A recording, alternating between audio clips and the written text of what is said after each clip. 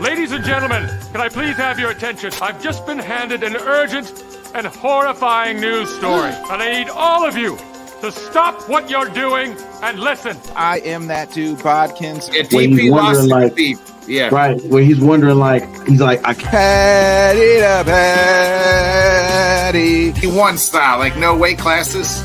Yeah, basically, like I said, there's been a couple guys that are like, It's ridiculous. No way. There's nobody else out there. He's your guy. That's just not my mentality, bro. Like, Yeah. Leave the ladder down. That's my always like, hey, somebody helped you out. Why not help somebody else out? Return. Give a big round of applause for the one and only Bodkins Show. Or bringing Craig Counsell down the interstate in a move unexpected. I had people. I'm going to repeat that again, folks. I didn't stutter. Welcome to the Bodkins Show.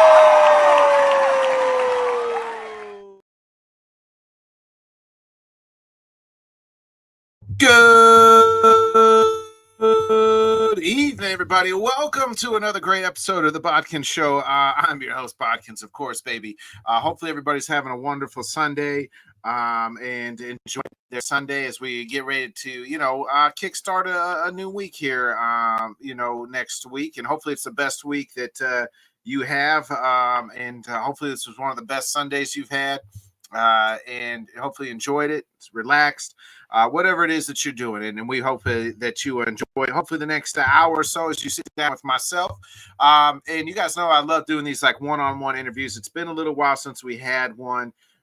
We did the weekly dump this morning with my guy Johnny Cruz, so please check that out. We talked a lot of the NBA playoffs, the NFL draft, plus we did our top 5 number 1 overall picks. We did a lot this morning with Johnny, so please check that out. But nonetheless, it's time to sit down with one guy. As you guys know, went out to Vegas about a month ago or so. Hit my guy up, said, "Hey, brother, I'm in Vegas." He said, "Hey, man, whenever you're free, let me know." Hit him up on a Sunday. Said, "Hey, brother, I'm good." Like he picks me up. Like who does this, right? Guy picks me up, says, "Hey, you want to eat?" I said, "Sure, yeah, I'm down." He said, "I'm taking you to a spot in Vegas. Only the locals know." Cool, bro. Go. We get some food. He says, "Hey, bro, I got you." You know what I mean? You already picked me up. Like I could have Ubered. Nah, man, I got the food. I got your drive. I got anything that you need. Those type of rare people in life, I promise you, you don't come across people that genuine and that nice the very first time you meet them. And it was an honor to meet him, in person. Honor to, he hosts these almost weekly, almost nightly spaces on X covering MMA. This guy has a passion for MMA that I don't think can be unannounced. And it's not just UFC. I mean, this guy is entrenched into almost every organization. I'm just tuning in. I think it almost makes me look like a casual because I got time for UFC and I don't have a whole lot of time for everything else. But this guy, he is plugged into every organization. I swear there is. If there's an organization that they're fighting in, this guy knows about it and he will promote shit out about it and he'll talk to you about it. Give it up for one of the best people walking God's green earth, I promise you, Mr. Rob Nakamura, baby. Hey, Rob, what's up, my man? Dude, you honestly got me like a little emotional with that great intro, dude. I don't think I've ever had that many nice things said about me in consecutive order, and it was a pleasure to see you in real life after getting to interact with you through the internet and another time on your podcast. But bro, I'm gonna just say it like this. I don't want to take all the credit. That's Hawaiian style, baby. Aloha style. You're gonna come to my place. Hey, I'm gonna take care of you. You know what I mean? That's what's up. So I'm glad you had a good time in Vegas. I'm glad it was all good. I'm glad I got to share that spot with you and share that meal with you, my man. And it's always a pleasure being with you, dude. Yeah, it was a pleasure, Rob. And one thing like that comes across is your enthusiasm. Like every time we speak, you have this enthusiasm about MMA. Like, where does that come from, man? Like, where does what hook, line, and that got you all these years and still have that passion for it?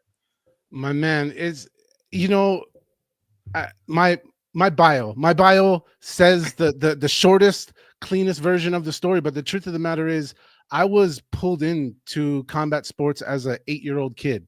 I was 8 years old. My grandparents ordered the very first ever UFC. My grandparents were big combat sports fans, regardless. So I think that kind of trickled down DNA wise. DNA wise is already there. But imagine being 8 years old and sitting on the couch and just thinking you're gonna get pay-per-view wrestling. Because I was a little boy, I was just asking for something, right? I was just asking for stuff, and my treat was WWF back then, WWE pay-per-views. So they didn't have that many back then. So I just asked. I didn't even know what I was asking for. Well, they ordered it, and imagine, once again, being at the time, Moana wasn't out yet. Lilo and Stitch never happened. There was almost no Hawaiians on your TV except playing O-line for the San Francisco 49ers. Shout out Jesse Sapolu. But you know what I mean? Like there wasn't any of us on the TV yet. Excuse me. So first thing you watch, oh, what? There's fighting. Oh, there's a Hawaiian guy gonna fight this karate guy. Oh, he just got his face kicked off and his tooth went.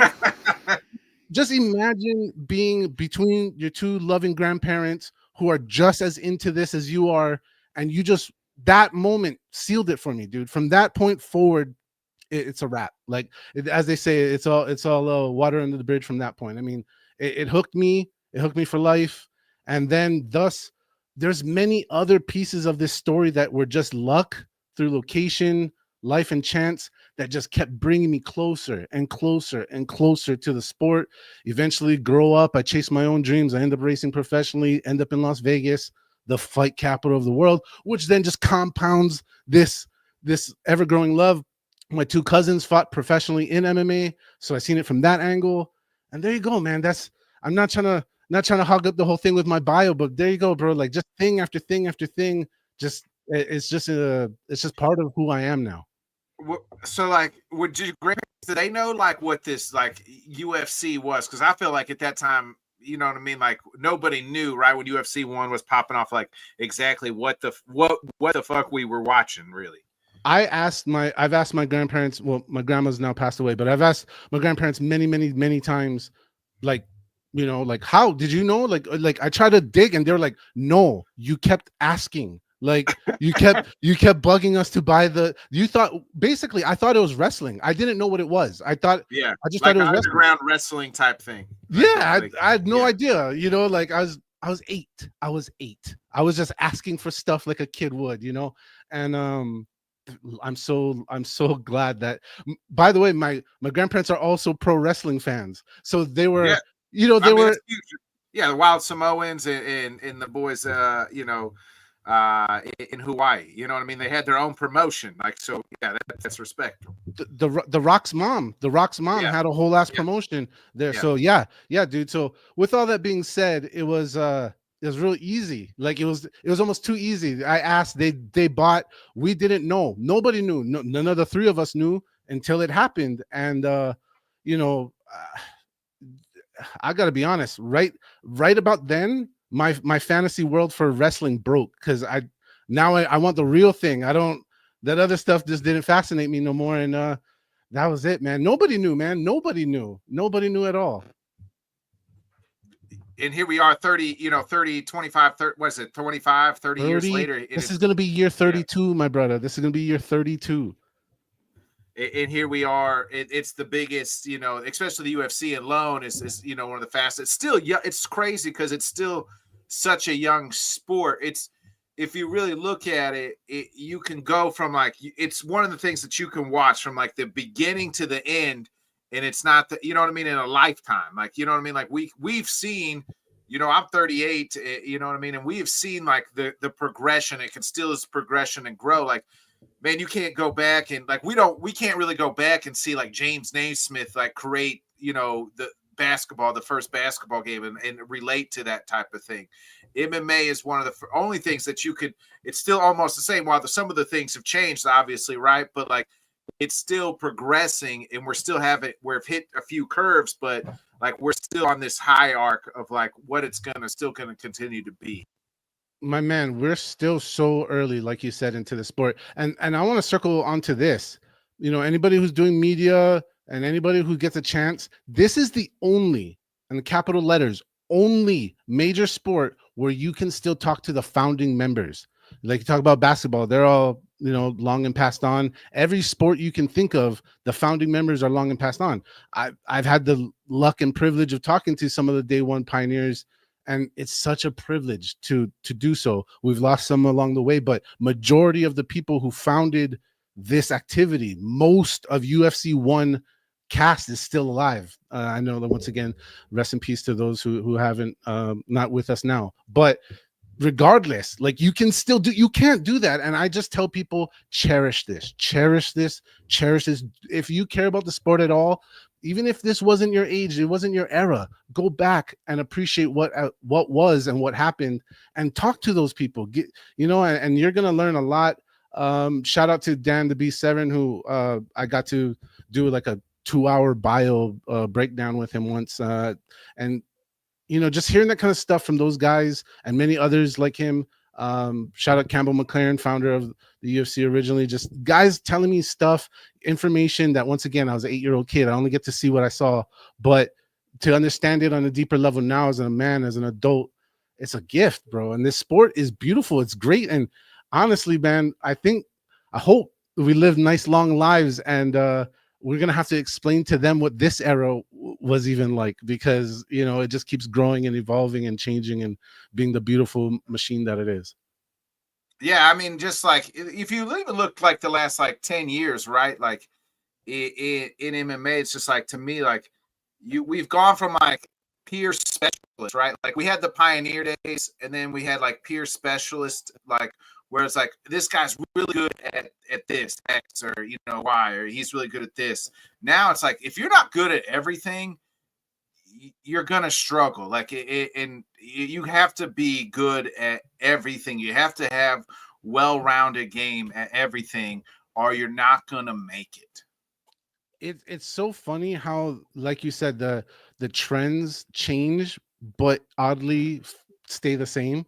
So back in the pioneer era, you had some people making shit up. Let's be honest. Like there, it was right. The pioneer era is just what it is. And then we moved into the golden era, which, like you talked about, now we had athletes, dedicated athletes coming from things cleaner, more professional, if you will. The athletic side of it started getting attention, but like you said, a specialist in that era would dominate. Then the era of well-roundedness came upon us, and I believe we're in a weird new place where, like you said, everybody mandatory be well-rounded, but now you got to be a specialist in top of that. Again, the specialist thing has so you got to have all of it plus the secret weapon. And it's, once again, it's beautiful, man. It just keeps evolving and building upon itself. Amen to that. Rob, at the very beginning, kind of back to your bio, I wanted to hit on something. You said you were a professional driver. Like, how did you get into that? Like, and what led you to that, down that road? Well, dead serious. The Fast and Furious is actually a biopic, and they owe me royalties and rights.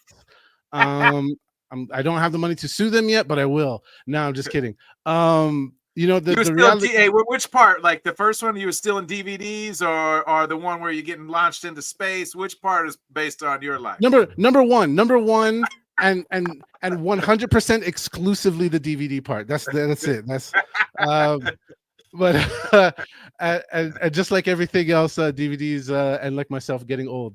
But with that being said, man, so in Hawaii, I grew up in Hawaii, came to Las Vegas for college, and life accelerated, adulthood accelerated. But growing up in Hawaii is a very unique, very different, very special, unique place. And the car culture, what blew up on the mainland, as I say, and everybody else who lives on an island says, the car culture thing blew up way later than it was actually happening in Japan. Hawaii catches all the Japanese trends smooth 10 years before the West Coast even starts to even try to copy it.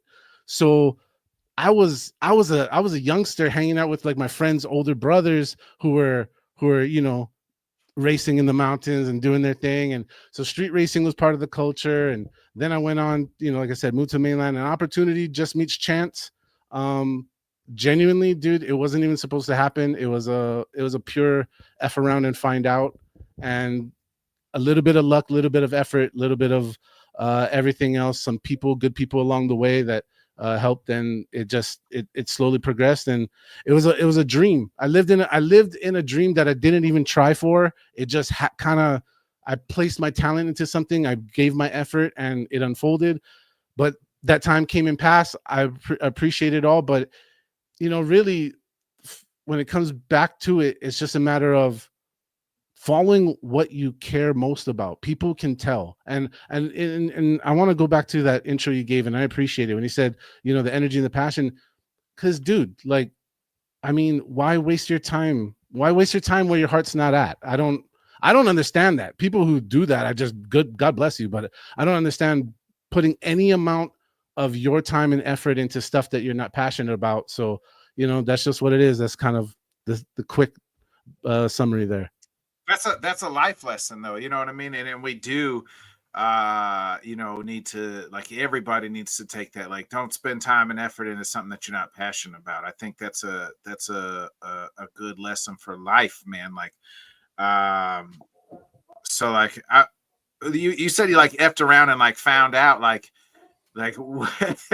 what was that like? Are you still like chasing that like adrenaline, or what just like led you to? I mean, because not everybody's signing up to get in cars to go. It takes a special person, I think, to want to get and do that. Much like it takes, like I tell people, fighters all the time, like it takes a special person to want to sign up to get punched in the face. You know what I mean? Like that's something like you like it takes a special person, individual. Like people just don't do that. You're a different breed. Yeah, it's funny because yes, is it exciting? Is it thrilling? Is it all that kind of stuff? Yeah, but a lot of people go for that. That where do you go? Oh, adrenaline. And the funny part is when you really get into it and you are doing it regularly, it's not even about the rush. It's not about the adrenaline. Actually, it's the polar opposite. So when you're on track and you're going at speed, it's very zen. It's the most peaceful place I've ever been on earth because there's no past and there's no future. There's right now. There's no other thoughts. I can't think about my bills. Can't think about anything. I can't think about nothing because I'm here right now, and there's no other place on earth that I've experienced truly the present moment besides behind the wheel of a car, entering the death zone. But once you're going and you it's a regular occurrence and you're past early on. Yes, there's the adrenaline rush, but like I said, it's more zen, it's more calming. It's the most peaceful place on earth. I can't answer any text. No phone calls are getting through. You know what I mean? And like I said, your mind just is so there. Nothing else exists. And you just, man, stress just comes right off of you and you feel great. So that's kind of like the secret behind the thing. And I think, anybody who's passionate, anybody who's doing anything they want, there's this joy that comes from it. And I think that's what it was, man. And last but not least, I like competing, dog. Like I like it. I don't care if we're playing quarters against the wall. Like, bro, I want to win. So a little bit of mix of all those characteristics together, and yeah, man, that's like I get like that part of like the you're just in the moment and you're just like I feel like that's it really to be honest, like that's what this is. Like this podcasting thing is for me. Like when I'm doing this, like I'm not thinking of anything else other than like this, like all the problems of life like go away. So like I relate to you on that. I'm not getting in a car where I feel like I need to do $120 or 200 or so to get into to go that fast. But I get what you're saying is like what I needed to do that, like that zen is perfect. And I think that's what life, like that's when you truly love something that you're doing. It's like, this is the only thing that matters in this moment is what I'm currently doing. All my other problems, I'm focused on this particular thing. Absolutely. And then there's the other part of it that came through it is, What up, Steezy? What up? Oh, so Steezy. Is sharing that passion with others, right? Like getting to share the passion with others. And as I progressed, through the different levels of the sport, I was able to coach the level that I just left. And watching people fall in love with the same thing you love, that's intoxicating, man. That's one of the best feelings to even pass down any skills to someone. you know, and some of the stuff I've taught isn't even about racing. Some stuff is accident avoidance and safety and other things for people. And man, I've gotten emails from people years later, like, oh my God, I avoided a deer and I feel like I saved my family's life because of the technique you guys showed. And that I mean, can you feel better? Can you feel better? I don't think so. Like, just knowing like, wow, something I said years ago help somebody keep it out of a ditch or out of a death or injury scenario, you know? So once again, compound interest on follow your passion, and all the good shit happens. Amen to that, brother. Amen to that. Like that's I think you're exactly right. And back to your kind of like that passion of like MMA, you mentioned like meeting some of the like pioneers and talking to them. Like what do you feel like they have shared, like maybe some of their struggles or maybe even some of the struggles like you've seen, like trying to get this thing kind of MMA just kind of to the foreground of like being one of those top 4 or 5 professional sports where everybody's kind of tuning in? Well, I'm gonna have to circle this one more time back to the great state and former kingdom of Hawaii. Being there, all right, so small history lesson you guys probably already knew. SEG, the first owners of the UFC, became under assault by a former late Senator McCain, and he had this weird crusade to try to end the sport. And he used his influence, his political influence, and in what I think it should be an illegal way, and stripped a lot of the broadcasters. He got a lot of the broadcasters to remove pay-per-view viewing in multiple places. So the sport got into a real dark period for a little while. And I believe there was only 4 states that allowed MMA to continue in the dark ages. And one of those places was Hawaii. So all the people I got to watch from like UFC 1 through, I don't know, 15, 20, they ended up having to fight in Hawaii because Hawaii allowed it as exhibition martial arts. So once again, all these people that I've seen, these, you know, early legends, icons, now they're here in my arena, like fighting right in front of my face. So add that into the mix, right? All that stuff going on. Now TikTok, the clock goes a little more forward. People like Ensign Inouye, Egan Inouye, they get into Pride, get into UFC, and you're like, what? They're from my island. Like, they're doing that. Like, that's what's up. So it just goes and goes and goes. Getting to talk with these individuals in various ways, as either a little kid or a little older as a teenager, or then later on when I actually decided to do media, or even as like a fan, like all the times I just went to fights in Vegas in my early years, just like, just let me just like be here. It was, man, the amount of stuff that I wish I could remember it all. Like my terrible brain can't even remember all the good stuff. Random memories pop up and I go, oh yeah.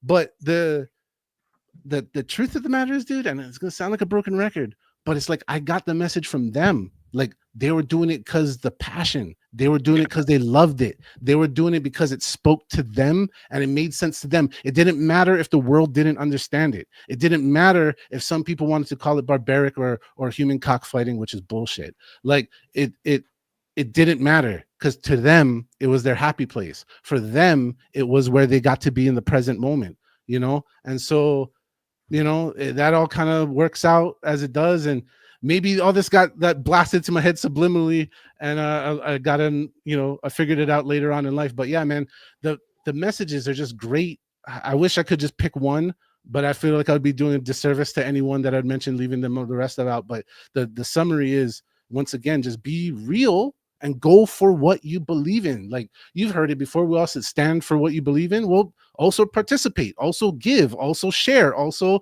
every other which way you can participate and give love to something, do it, you know? And that's the sport, man. And that's what I think MMA is still today. Like, even though it's completely different than it was then, from business to the size to all of it, look, man, like me and you, Nick, like we like what we came friends because of our common mutual interest for the sport, right? Love for the sport.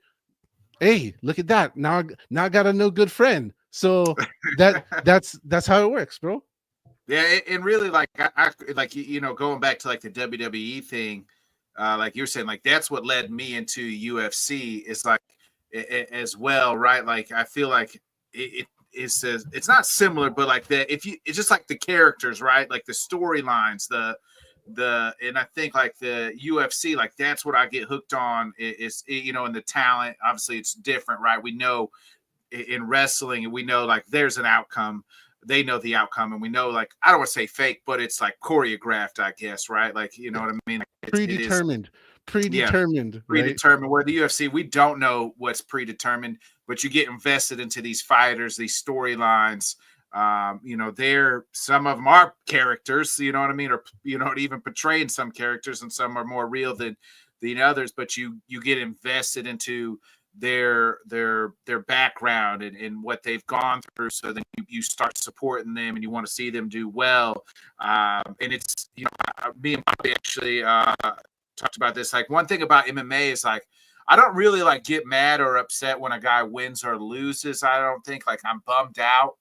But I also don't really boo anybody. Like when I go to fights, I have a hard time like because like it's not a team aspect where like I can boo a team. I'm not really booing the player necessarily, but I'm booing the team because they're just playing against my team, my favorite team. So it's a different mindset when it's MMA because it's individualized, and then it is like a team. So like I try not to like keep it just entertainment as far as like I just want to watch the fights and I want to see a guy win, but I'm not really pissed off if they win or lose, even if it costs, like a bet or something like that.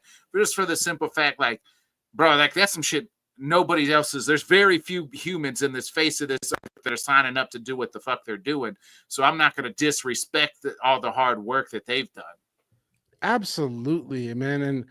And to talk about the booing thing is when I go to sports stuff, yeah, of course, you got to boo the opposition because that's just what fandom does. But I find this is slightly to the left, but I find myself booing the refs more than anything. Like I don't really boo in MMA because I'm not booing the ref really. Like maybe I'm like, oh, come on, ref, but I'm not gonna boo him. So yeah, there's not much booing in that department. But yeah, dude, as far as appreciating the sport, and it is so different because it's individuals carrying this huge load of responsibility, of pressure, and then to entertain you at the same time. Like people are like, oh, it was a boring fight. I was like, you're lucky they were even fighting. Like that's like you're missing the point. Like it's not always gonna be bangers, And some boring fights are still good fights. You know what I mean? Like that's what people don't understand. Like the fight that I think of the most just here recently,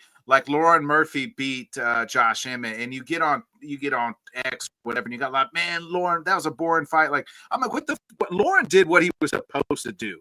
Like, what do you want him to do? Just stand and bang with a dude who we've seen like put another guy have a seizure? Like, nope, I'm good. Like he did what he was supposed to do. Like he was not get killed and win the fight. Like that's what do you want him to do? You know what I mean? Like that's the thing. It can be like a boring fight can still be a good fight if you look at from their point of view, right? As far as like what do they want? How can I the whole end of the goal is to win. You know what I mean? Via one way or the other. Like I gotta win.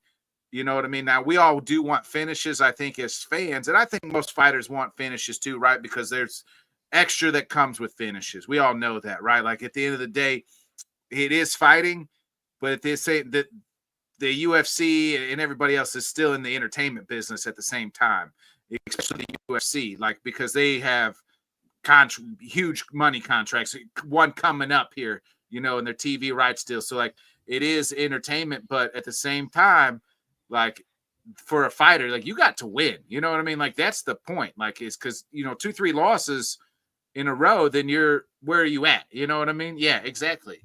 So the point is to win, but the people fans like, oh, it was a shit fight. It really wasn't. I mean, there has been a few where I'm like, that was a snooze fest, or that wasn't the prettiest fight. Like I will succumb to some of those, but like a lot of times, like they did X person did what he had to do to win. Bro, I'm gonna have to get on all the soapboxes right now. I'm gonna stand. Go ahead. First off, fans of this era, you bunch of overprivileged crying babies. Okay. How about this? How about this for being an MMA fan? Once upon a time, during that assault on the sport, you couldn't find the results. If you didn't have it tapped in somehow, you had to read through the magazines. What is magazines, kids? It was a book with pictures glued together with pages. Okay. And you had to read after the event's already finished. You catching up on it. That was the way some of us had to keep up with the sport in the darkest times. Even after times got better than that, there was one event per month if you were lucky. The eras before that, there was months between. So the hunger to see the event was huge. Now the fight's happening all the time, and everybody's expecting Takayama Don Fry every damn night, and Right. it's just not gonna happen, you know. And I think they're just the modern fan is so spoiled. I have a hard time when they complain about this kind of stuff, because we're living in the most blessed, most bountiful, most abundant era there's ever been for combat sports. So once again, to say this is boring, I don't know. It's hard for me to even understand that way of thinking. And to go back just a little bit beyond that is like the fighters, right? Like the fans, the fans, like the grappling community, like the combat sports and grappling, that fan base is pretty much all people who are close to the sport or participate in it, are participants of jiu-jitsu or wrestling or judo or whatever. And they kind of support that sport as it's growing now, right? Combat grappling.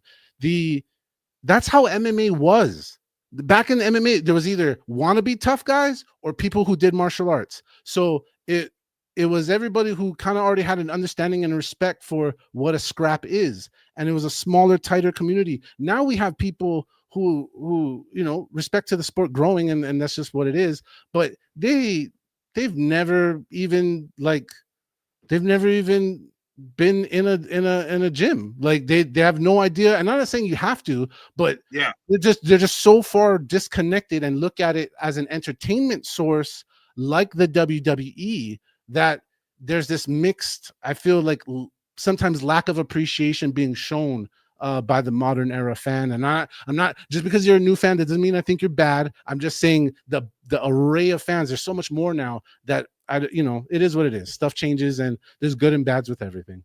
Yeah, I mean, and then, it's you got the new fans like that, but then there's also like old fans, right? That will just shit on the new fans, like, oh, you weren't here when, like, you don't know about Pride, or you don't know about, like, where were you at when this happened? Like, and I think it's crazy to say this, but I think the best thing that happened for the UFC was the pandemic. Because I think at that point in time, there was no sports to go on, and they were continuing to put on events almost every weekend. So as other sports fans started tuning in, and they became new fans, and you know what I mean? So like they are, and then like now they're tuning in and I've talked to several people, and I was kind of like a casual a lot prior to, like, you know what I mean? Like I really entrenched into like myself, I felt like during COVID, but I was like a casual almost. I worked at like a bar, so I knew like I caught all the big fights and things like that. So, but I wasn't like entrenched. I don't feel like where I'm like looking up every interview, reading, listening, following all these people, like I do now. But like it goes back to how young the MMA is though too, right? Like I'm able to go back in this day and time and watch old interviews, watch old fights, and like things that I've missed that, maybe I didn't see when, at certain time periods of my life. Absolutely. Yeah. And I often beat the drum for the old era, but I'm never like, oh, you missed this, you don't know shit. Like, yeah. Or like that kind of way. Cause that doesn't work, but it is good to share. Like maybe once you start getting into it a little bit more, maybe, hey, you casual, bro. Enjoy what you enjoy.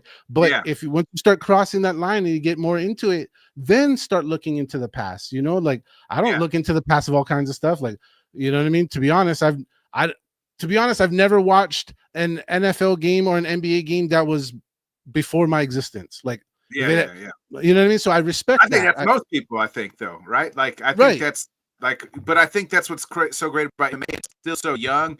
It looks similar to what we would watch today. You know what I mean? And it's like, and you know the names a little bit, right? Especially like the higher elite guys. You may not know a guy on the undercard, but then some of those guys you look back at, like if you look back at, let's just say UFC 100, you're like, holy shit, these guys, you know what I mean, on the undercard became something like, you know, so like really great fighters. You're just like, shit, you know, or you're like, damn, whatever happened to that guy, you know? So it's a wild.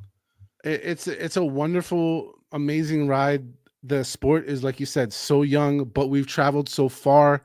32 years of it being in, you know, the North Americas, if you will, and it's such a wonderful thing to share with people because, like you said, you can pull up at a bar, restaurant, whatever, and so on, and a good fight is going to entertain. You don't have to know. You don't have to know the backstory, but then if you watch it regularly, then it makes it more interesting for some.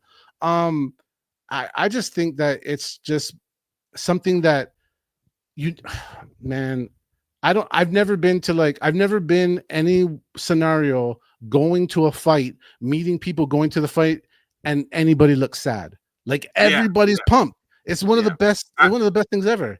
So I just went to UFC Kansas City last Saturday.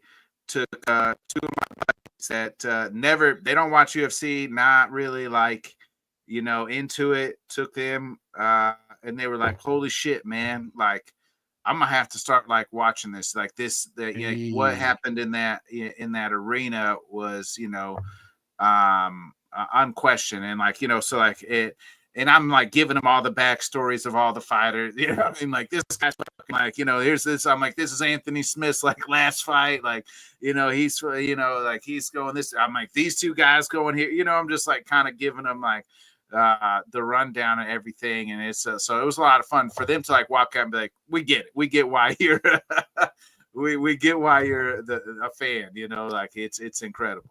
And call back to what we just said, right? Watching people fall in love with the thing you love, it feels great, right? And everybody needs a little orientation, bro. Like everybody needs a little orientation. It's always nice when someone who knows what's up is, hey, by the way, this, that. I've back in the past, now PFL has changed the rules, but I've gone to previously every PFL event in Vegas, and I'd be going there, and knowledgeable MMA fans would be like, elbow, and I'm like, excuse me, guys, there's no elbows in this league because it's a tournament format. Oh, it's a tournament format. And I'm like, yeah, they're gonna be fighting in 2 months, so getting cuts is a bad idea. And I would have to like explain that, and thank God they've changed that rule, so I don't have to do that anymore. But the point being is, hey, good job being an ambassador of the sport. Is that just circles back to what we said, right? Share that love, share that information, and makes it more fun for everybody. Yeah, you mentioned like the PFL. Obviously, there's a lot of the UFCs are going to be king, and it's going to be king for a long time.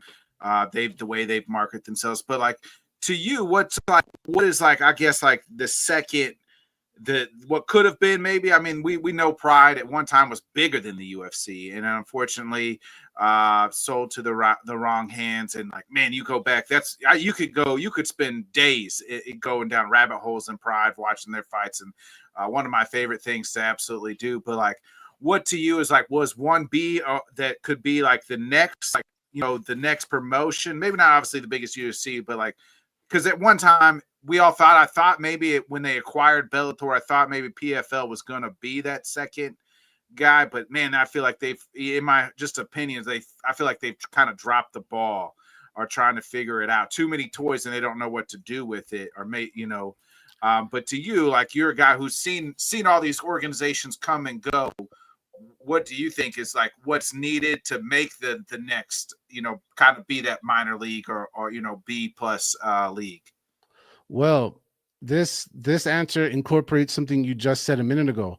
The COVID era, like, not that UFC wasn't already ahead of everybody, but the COVID era then made the UFC lap everybody. Yeah, because and as now there's such a big disparity between 1 and 2 that it doesn't even seem like 2 is even 2, right? Yeah. So now, to that point, I just want to clarify as fans, don't get me wrong. I beat the drum for Bellator as much as I could. People were not giving a shit. And then when it got killed and it got canceled, all the people who weren't participating goes, oh, Bellator, I miss you, Bellator. I was like, motherfuckers, where were you at? Where were you at? We were doing watch parties. We had I had ranked Bellator fighters coming on. Where were you at? You were nowhere. So now you want to cry about it when it's gone. That's my problem with some of the fans nowadays, is like, you kind of cry about it when it's gone. Enjoy it while it's now, not cry about it when it's gone. It doesn't make no sense. So when they got bought, a lot of us in our hearts were hoping that there would be some kind of melding, some kind of good stuff in our fandom. But remember, folks, this is business, and it was just a roster acquisition. It was a big roster acquisition. They picked and chose what would work for them to bolster their league. Their roster was short, and there would be instances where there was failed drug tests, injuries, sickness, where it would impact the tournament. Well, now you got more talent, and that it fixed their need. They didn't do what people wanted it to do. They were doing what they wanted to do. So yeah, we didn't get the warm feels from it. Now, as far as mismanaging and stuff, I could go on and on, whatever. I'm not going to do that right now. But there's now to answer the question bigger, I think first off, I'm gonna shout out to the people in the space. Shout out brother Huey, who said this literally yesterday during the watch party. Strike Force was the legitimate number 2 at one time. Agreed. Yeah. That was You look the at the guy. names that Strike Force had. You know what I mean? Like, I mean, just the names alone. You know what I mean? DC, the Diaz. You know what I mean? Nick Diaz. Like, I mean, who else? Keep going. I mean, DC, Misha Tate, Luke, Ronda Rousey. Luke, you know what I mean? Yeah. Like, Luke I mean, Rockhold. Yeah, that's the like, most. Like, I was like, I could see his face, and I could see like. I was like, pretty boy. I'm just like trying to couldn't think. Yeah, you couldn't think because you're just thinking of Luke Rockhold. I was just like, what's past this handsome bastard? Yeah, like the names that they had. You're right. They were the number 2 promotion. I mean, the WEC, like they had, like if you look at, they had like the smaller, weight classes, but then the UFC went and bought them all up, and that's what you do, right? If and at that stage in the sport for the UFC, it made sense. If you can't beat them, join them. That kind of. But now they're so big, they don't have to. They can just take your star and tough. But the correlation, it's funny because like we've kind of correlated like the wrestling in the UFC, right? That's what Vince McMahon did. You know what I mean? Like Vince McMahon before WWE, there was all these territories, right? And we know. Then if obviously they purchased WCW, which was their number 2 competition. And so it's just like, that's what UFC did. Like you know what I mean? Strike Force was kind of territorial, like the California West Coast type, so like, hey, we're going to buy them out. Just like Vince McMahon went and bought all them territories. Dana and the Fertitas at one time, were acquiring all these little smaller promotions and then building their platform to make it bigger and bigger to what it is now. And exactly like the blueprint was laid by, Vince McMahon. You don't reinvent the wheel. But thank you for saying that. I said earlier The Rock's mom wrong. It was The Rock's grandma. Shout out, late Miss Mayava. But yeah, sorry, wrong one there, but I wanted to edit that. No, but you're absolutely right. And then to the point, now, like, okay, genuinely, dude, maybe it was just last night. Watching Ryzen last night. I don't know if anybody saw it. If you didn't, try to catch up on it. They had some stars. Yeah, they had this. Yuri was there. Yeah, I saw. Yeah. Ryzen is totally recaptured the old Pride feel. And I'm not saying that they're there yet, but they are. If you said what league am I looking at that could be the next number 2 or could be something around that line that would be respectful, and I think it's them, dude. They're getting their stuff in order. The whole PFL Bellator fallout, they've acquired a lot of the talent from that fallout. I don't know if you've seen Bader is going to fight the Grand Prix champion. I mean, this is exactly like it happened back in the day. It's exactly like what Pride did to make itself more hot. Last but not least, JMMA, Asian MMA rule set fucking kills the unified rule set, the most ununified rule set in the history of the word unified. I don't even think they know what the word unified means. It's disgusting. But that rule set is superior. Do you want to watch guys, play the rules for safety, or you want to see somebody get stomped in the fucking head? You know what I mean? Like, you get kneed in the head. Like, you can't just shoot blind shots to take up time or make the guy stop punching on you. You're gonna eat a knee to the face while you're face down on the ground. You got sprawled, and now you're getting knees in the top of your head. So that kind of stuff, I think, will reignite as Ryzen starts to gain its traction and build more and draw some names and stuff. I'm hoping at least we can see another East and West, and not battle, but Mr. Sakurai and Mr. White seem to have a more cooperative relationship in this times, and so maybe we'll see instead of a rivalry, but like a healthy East-West. Like, hey, dude, fight under this rule set, or fight under this rule set, fight in a cage, or fight in the ropes. Like, they're very different environments, and I believe world titles mean that it's fought around the world. And that is the next stage I hope the UFC and the sport as a whole gets to, where you're like literally the world champion, the guy.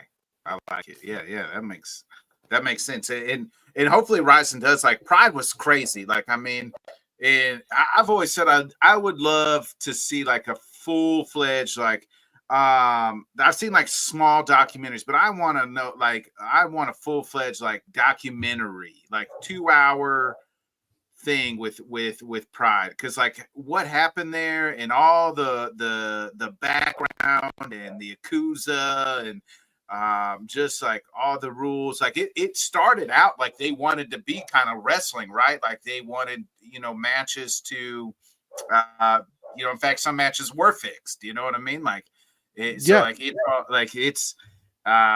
Pride is so interesting, and you look at all the names, like, especially like in the early 2000s, like if you were any sort of name, you fought in Pride, like, and then some, and you saw some crazy ass matchups, you know what I mean? In Pride, there was no, a lot of times no weight classes, just straight, dudes versus dudes, no size, you know what I mean? Size, weight. Size be damned. And if anyone once again, this is the one thing, if you missed it, if this wasn't your era, maybe you're younger, maybe you missed it, whatever, who cares? Watch the 2006 open weight Grand Prix. I think that's the right year. The 06 open weight Grand Prix, and just enjoy. That is maybe arguably the greatest mixed martial arts tournament that's ever existed so far in humankind. But beyond that, man, dude, the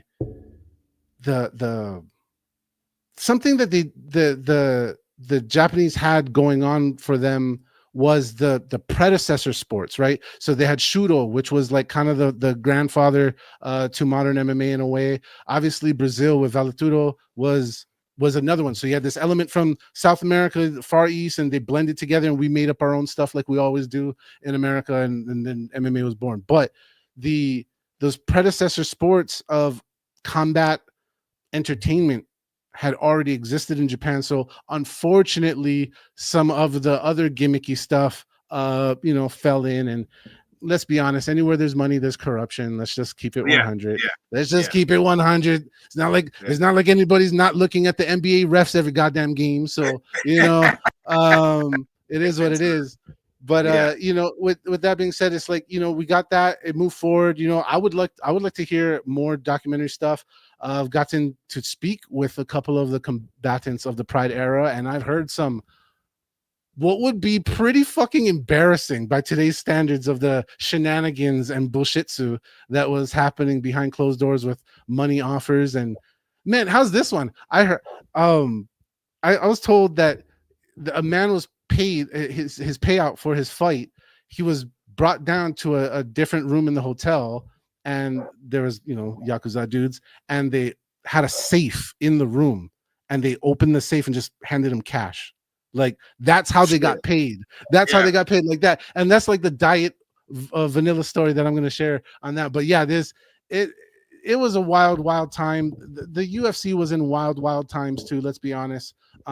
Pre any kind of testing. Let's just be honest. Yeah. Right? Well, I mean, the internet is obviously going to internet about the 100 people versus 100 the gorilla. Well, give me Alistair Super Overeem and Brock Lesnar.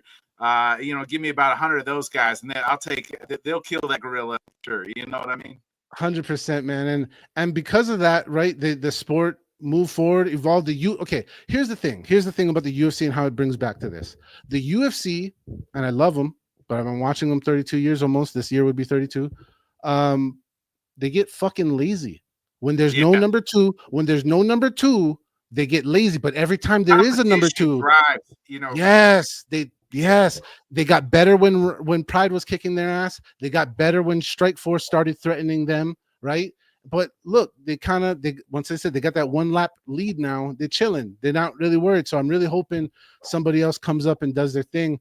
But on the other side, how's this for a crazy thought? I hope MMA evolves beyond, and I know it's going to hurt some people's feelings. I hope it grows beyond the UFC, because the UFC is trying to make the sport like the NFL. The UFC is trying to be the NFL, where it's that, right? It's the ultimate. Yeah. This is it. Nothing else matters. Okay. And that's great for them and that company. But the true way for this sport to really be good for the athletes, for the fans, and worldwide participation is for the sport to model more after the other football, like soccer, where there's fights all happening on the road, there's different leagues, and you respectfully understand the tiers, and it flows much better that way.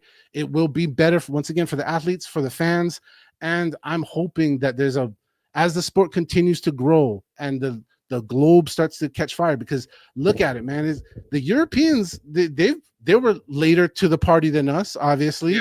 And look at them. I mean, KSW and Octagon puts on some of the best shows, badass action, best walkout. The crowds. Yes. Insane.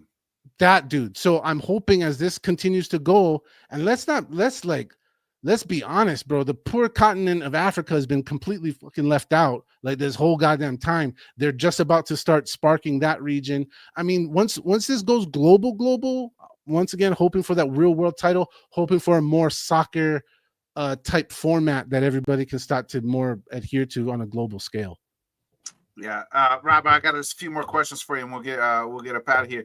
Your podcast, like, how did that start, or like, how did you get that going? Oh, are you talking about Fully Hydrated? Is that the one you're talking about? All right. So, in respect, we've released some test episodes of Fully Hydrated, our Fully Hydrated podcast with myself and three-sport athlete Zach Palga will be officially debuting very soon, maybe in the next couple weeks. We have released some, like I said, just some test shoots and some feelers just to get some feedback from the fans and other people, supporters. So really, dude, I've been doing different varieties of various shows, from pick shows and this and that for years now. And me and Zach kind of go back a little bit, plus, Polynesian Brotherhood. And it was just the right time. It was a good time for us to put this together. And we really just saw that, I say this with much respect, that there's a flood of misinformation from woefully unqualified individuals saying stuff. There's a lot of good people too. But there's an abundance of bozos. And we're just feeling like, you know what, between my interactions in the sport with Zach making the sport happen and fighting in multiple leagues now and all his connections, like, I was like, you know what, let's do something where we can bring some realness of the game to the people. And that's really what it's all about. And Fully Hydrated, that's the message, is that's what we're trying to achieve through that podcast. And then you mentioned these spaces that was born because of the COVID, right? COVID made that a thing. Small back history. I've been doing watch parties before that was even a word. I got in trouble as a kid having kids come over my house and watching UFC when they weren't allowed. Like, so then into high school, then in college, I was charging $5 at the door. You want to come see in the fight? So $5 come in to the dorm, So one way or another, later on, everybody potluck at the house for pay-per-view events. So when the COVID hit, right, like, oh shit, like, what am I gonna do? Well, luckily X had spaces and it was a way, and I ended up meeting people from all over the earth, fans from all over the earth that were sharing in the same misery we were all sharing in, and at the same time sharing in the same joy and passion of the sport. So, that was just, I started doing that as a goofball thing. We're now almost 5 years deep into a weekly, every UFC event. We've been doing it, some of the same people for the past 4.5 years now. And it's just a blessing. Once again, the people of the sport, such as yourself, Bodkins, and many others. Shout out Steezy from earlier. Like, good stuff. Like, there's good people out there. There's a lot to enjoy. And that's really what it is, man. Back to the whole follow your passion, share it and enjoy it with people. And that's really what it's all about, man. You're number one, like, person you would love to, like, sit down, number one fighter or person you would love to, like, just kind of like, that's it. Like, if I could talk to this fighter, that's who it would be. That one right there. The number one, Hoist, where you at? I gotta find you, bruh. But that's it. What up, Sean? Hoist is, numbers go in order, and number one is number one, and forever and all time, Hoist is number one. So all my love and respect to him. But the list is huge, bro. It's Hoist, obviously, it's Max, personal reasons, and I think everybody loves Max to a degree. If not, I don't know what's your problem. And then, like, to be honest, like, I've only had limited engagement with him, but to, like, sit down and, like, really engage with him, Chell P motherfucking Sonnen, bro. That dude is magic. I think he makes me feel like a stuttering Stanley on the microphone. He is so good that I would love to experience the. He knows how to shoot. He knows how to shoot. What I mean? He does. He does. He's never lost a round, my man. He's never lost a round. So, that's the kind of short list. But really, dude, my man. Till this day, I still interview, like, amateurs and stuff. There's nobody. World champion, amateur, I don't give a shit. You're getting in there and you're fighting, you have my respect, and I want to hear about you, and if you're so inclined to want to talk, and that's it. So, man, everybody, bro, the list then now extends to everybody. That was my top list, and then the list is everybody else. Amen to that. Hey, I like it. If there was like one thing that you could change about the business of what would it be? Oh, Bodkins, you gotta hit me in the liver while I'm still sore from yesterday's news. Let's go then. Let's go. All right, okay, fine. Let's go. TKO. Screw you, dude. Like, cutting Brad Tavares off of a win when he tied the all-time wins in the weight class is the most despicable, shittiest piece of crap, sackless thing I've ever seen in my life. I didn't know they cut Brad Tavares. Yeah, bro. What's the fight soon again? Sorry? I thought he was scheduled to fight. He just won, and like I said, tied the all-time class record for wins, and then they release him. And that's okay. So the thing I would change is I get it. Zuffa wanted to sell, they wanted to make their money. I get it. You ran it, you owned it, you had fun, you want to sell it. I wish I could just go back in time and twist who bought it, and it wouldn't be a publicly traded company, that it would still be a private company that had some interest in keeping the meritocracy, keeping the realness and the connection to the people who freaking made it happen. You know what I mean? Mokaev too. Yeah, that's damn right. And so, shout out to my man, Felipe Lins. Here's another one, former world champion of PFL, on a 5-fight win streak. They cut him. No, nothing. No renegotiation. So I can go on and on and on. But the point is, these guys at TKO, the guys above Dana, it's not Dana anymore. Dana's doing other stuff. Like, these guys above him, they don't know nothing about the sport. They don't care about the sport. They don't care about nothing except their stupid stock price not plummeting because they're assholes. And it hurts. It's hurting me. It's hurting me personally on a personal level. Once again, shout out Brad Tavares. Love you, Brad. Kailua boys for life. But that's ugly. That's ugly. That's not the sport. That's not the sport I grew up with. That's not the sport I've spent thousands and thousands of dollars on. That's not the sport I've traveled millions of miles to watch. It's not. That's not it. That's not it. So for me, TKO, the guys inside of it, whatever, that what I would change. I would change whoever bought the UFC to still be private, not a publicly traded company, so they don't have all That's these 'cause corporate crap. oh, that's like Ari. Ari, I can't think of his last name. Ari But Emanuel. he's like, yeah, Ari Emanuel. Thank you. They're not fight fans. Like Dana at one time was a fight fan. I don't know if he's such a fight fan anymore. But those guys are businessmen, and there's a difference between being a fight fan and a fighter and a promoter. They're not even promoters, right? That's why they have Dana. Dana's the promoter. They are businessmen, and the only thing that matters to them is the bottom line. That's why you got other doofies saying, "Oh, you can't really tell whether they're fighting in the mighty apex, a sold out arena. You can't tell. Maybe if you're watching on maybe you're right.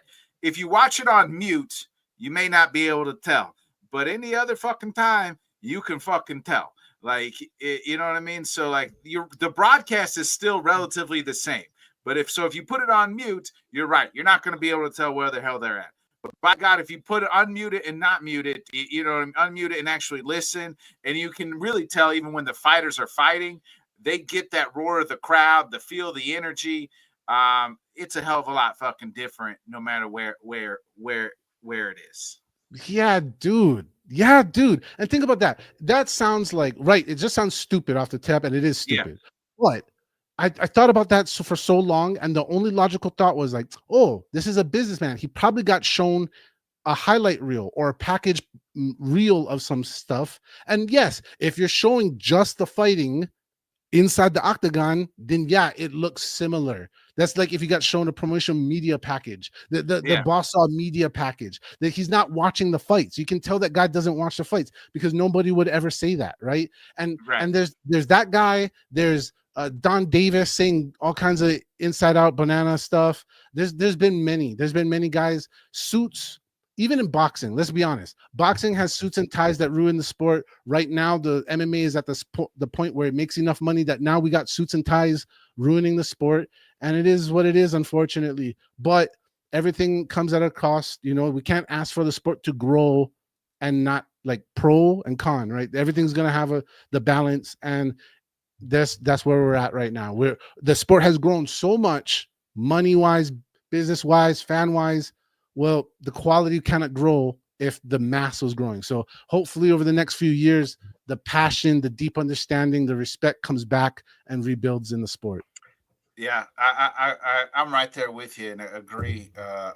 Real quick, just because I'm thinking about it from watching last night, and we're talking about what fans say right earlier. And fans are obviously, Bo Nickel they're going to quote unquote fraud checked last night. I will say that Bo did not look good, but this guy's got less than 10 professional fights under his career. And I don't know what guy who has 10 professional fights is fighting a guy who used to be a world champion in another promotion fighting RDR. So like, I'm cutting Bo some slack. He did not look good last night, but at the same time, go to another place, go to another promotion here, right? If you went to a local scene, some of those guys have 10 less fights. They ain't fucking fighting RDR. You know what I mean? So like, let's I hate this whole fraud check bullshit too, because MMA is different. You can lose and still become a champion later down the road. That's all part of the gaining. And unfortunately for Bo, he is obviously coming with a lot of hype because of who he is and what he's accomplished in wrestling, but that's not MMA.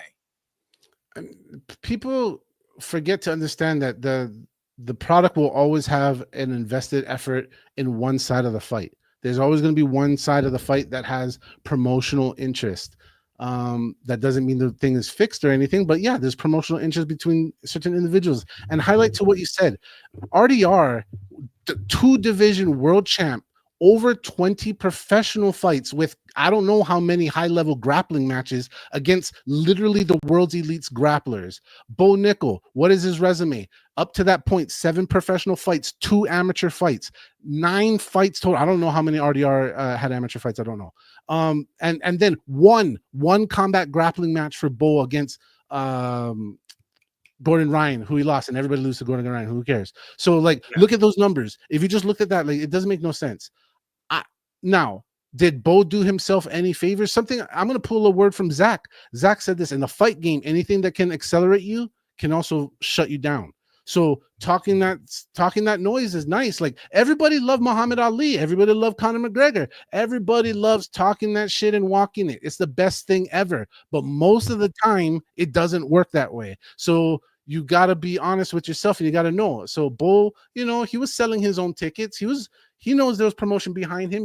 These fighters, they get told they need to promote good for themselves too. So, hey man, the guy's young. He was doing what he thought was his thing to do. He came across a world champ that, by the way, cleaned out some other guys. Like it wasn't just Bo Nickel that he cleaned out. Like he's beating some other guys. Go look him up. Like so. I mean, yeah, fraud check is way overused. I remember when that first term started coming around the scene, and I was like, oh, that's pretty clever. And then it just got totally pushed in the wrong direction.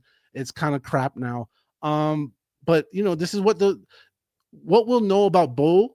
I think you can say the fraud check in maybe the next 2 or 3 fights. If he doesn't develop from this loss, he doesn't get better from this loss, then you go, okay, well, he was a one-trick donkey, and so, but it is what it is.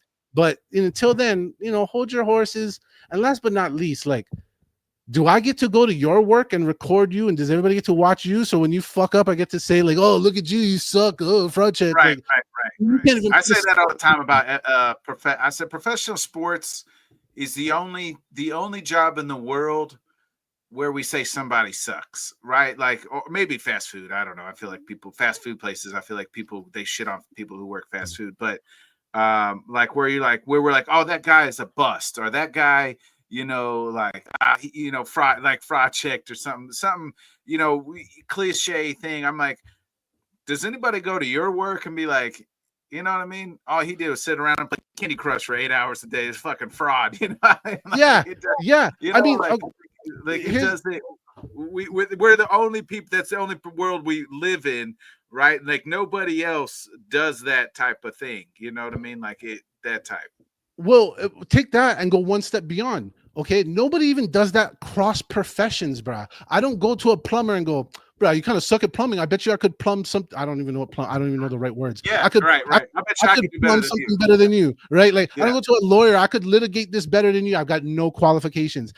MMA or pro sports is like the only time people do that. Like as once again blessed to have come from motorsports, like.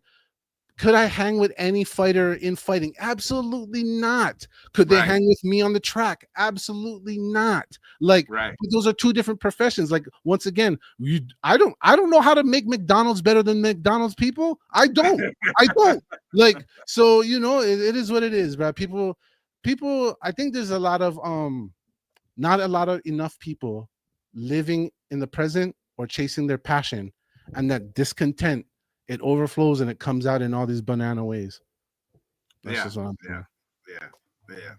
Yeah. I think I used to be like that guy sucks, but I think that's just immaturity on my own part. Like as a kid, right? Like the older I get, like I'm like, you know what? Like what the fuck am I telling the guy sucks for? Like I can't do that shit, or like he's literally 1%. You know what I mean? Like that's what's crazy. Is like. In any sport, any professional sport, let's look at John Jones, for instance. Let's just use him. Like he is one. So it's already to get into the UFC, you have to be a 1%er, right? Like really, like you have to be one of the elite athletes in the world to get into the UFC as a fighter. Then you're fighting the best of the best. And then to get to that 1% where you're the world champion, and somebody like John Jones, who's been champion for 15 years, I feel like, love him or hate him and say what you want, but the dude's undefeated.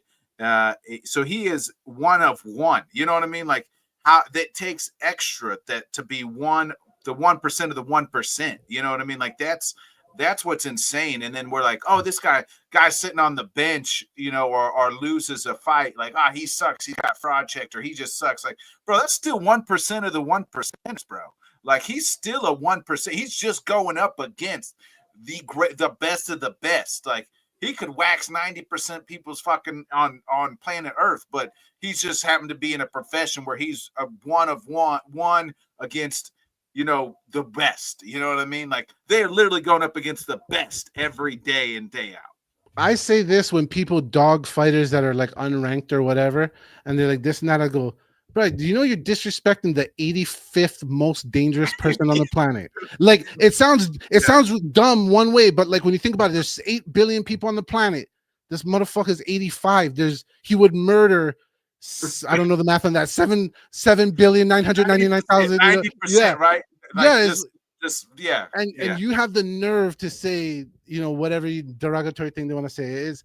And that's the part of the sport where people are a little too comfortable nowadays. People are a little too comfortable saying this kind of negative stuff. They're not connected to the sport. Like the older era of the sport, everybody's a little more connected or closer to the sport in some way. So they never, that kind of, spicy talk wasn't really a thing, but now it is what it is. Plus people doing stuff for content now. Let's be honest, I just seen something, it made me sick. The guy like ranting and raving, squealing, sounding like a pig getting stabbed, talking crap about the fight against Bo, like while it's happening. Is like, oh yeah, it's like, dude, you guys want to do that kind of stuff, like for what? It makes you feel good. Like you wouldn't even be able to hold your hands up for one round. I can look at you. I can tell. Like you're over here talking crazy. He would murder you in 10 seconds. You know what I mean? Yeah. What's the over under on 10 seconds? Actually, you know what I mean? Like, but that's it. There used to be that show, Pros versus Joes, and they would get in there with Randy Couture, bro. I would just have to run around the octagon as fast as I could, like, and grab the cage. I don't care if it's illegal or not, like, and just hold on for dear life because, like, Randy's gonna kill you. Like, you know what I mean? Like I'll take my chances with the other sport, but don't put me in an octagon with Randy Couture. Like, I don't. No. Like Herschel Walker blew up that guy. Like Jerry Rice couldn't be covered. Like Muggsy Bogues hit every shot. Randy's gonna fucking kill you, just like the rest of them. Like it's just the same. But I love that show. By the way, talk about they're always bringing back and rehashing stuff. That's a show that needs like support again. That would be great. I would love if I would love if it was just combat sports though. Like it was just combat sport athletes around the table from every level. So like, and then the participants are picked from social media. Like, oh, you said this about Rodtang. Oh yeah, you know what I mean. Like that would be incredible. Like you know what I mean. And then, I don't know. That's just my wild thoughts there. No, that would be good. So you're I like it. So you're like, oh, you said so. For instance, you said last when Bo Nickel, you said he was fraud checked. Well, guess what? You're gonna find out. How fraud of it is. You know what I mean? So like, yeah.